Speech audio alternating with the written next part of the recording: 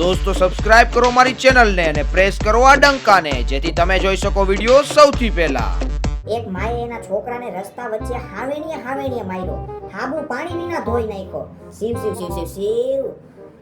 પત્રકારોની 3 દિવસની પૂછપરછ બાદ જાણવા મળ્યું કે છોકરો શાકભાજી વાળા પાસેથી ફ્રીમાં ધાણાભાજી લઈ આવતા ભૂલી ગયો હતો, જેના લીધે એક માએ એના પુત્રને ઢોરની જેમ માર્યો.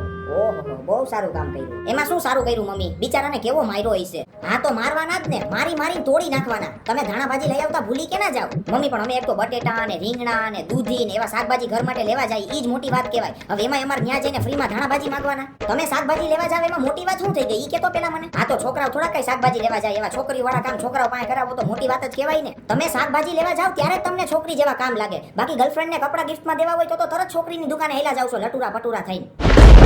અને શાકભાજી વાળા ધાણાભાજી મફતમાં જ આપે છે. તમે ખાલી માગો એટલે આપી જ દે, પણ તમને એ માંગતાય નથી આવડતું. તમે ધાણાભાજી માગો એટલે થોડો ભેગો લીમડો આપી દે, પણ ન્યા નકરી બાયું જ શાકભાજી લેવા આવી હોય ને એની વચ્ચે આવે પછી મફતનો લીમડો માગી તો કેવી શરમ આવે? એમાં તને શરમ શું આવે? એલા બધી બાયું માંગતી હોય છે મફતના લીમડા.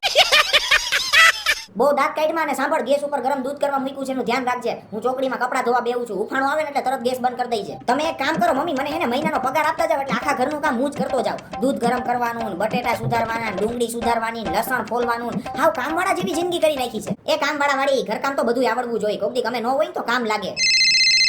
હંસાબેન નો ફોન છે? હા હંસાબેન કેમ છે?